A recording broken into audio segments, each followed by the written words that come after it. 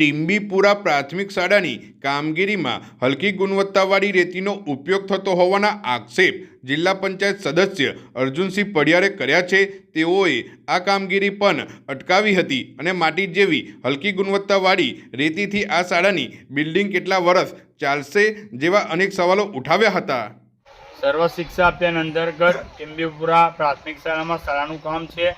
ત્યાં શાળાના કામની અંદર આવી આ દળ માટી જેવી આ રેતી દેખાઈ રહી છે અને આવી રેતીથી કામ ચાલી રહ્યું છે।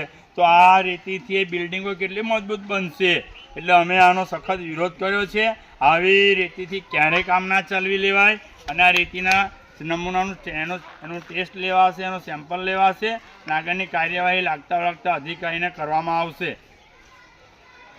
સતત વાર ના પાડેલી છે તોય કોન્ટ્રાક્ટર કીધું હતું કે આ રેતી અમે વાપરીશું ખાલી આગળ એના માટે ને અમુક આ રેતી નહીં ચાલે તો પાછી આ જોઈ લો રેતી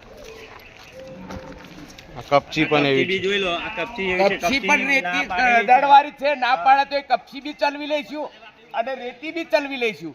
આવી 4 સ્કૂલોમાં તો આ રેતી અને આ કપચીનું કામ આવી રીતનું ચાલે જ છે।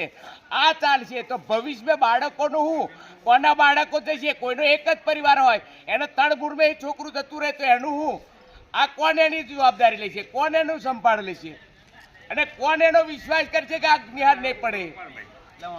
એટલે આ કોન્ટ્રાક્ટરને જે કોણ રાખ્યું છે એને તાત્કાલિક ધોરણે સ્કૂલ ઉપર હાજર થવી અને એને માલ સામાન જોવો જોઈએ અને કોન્ટ્રાક્ટરની બેદરકારી જુઓ તો તમે ઉપર જે છજ્જુ તોડ્યું છે એનું પણ નિશાન જુઓ તમે કઈ રીતનું એને તોડ્યું છે। એ ભવિષ્યમાં જોલ્યા રૂમને પણ નુકસાન થશે। આવું અમારે ચલવી લેવામાં નહીં આવે।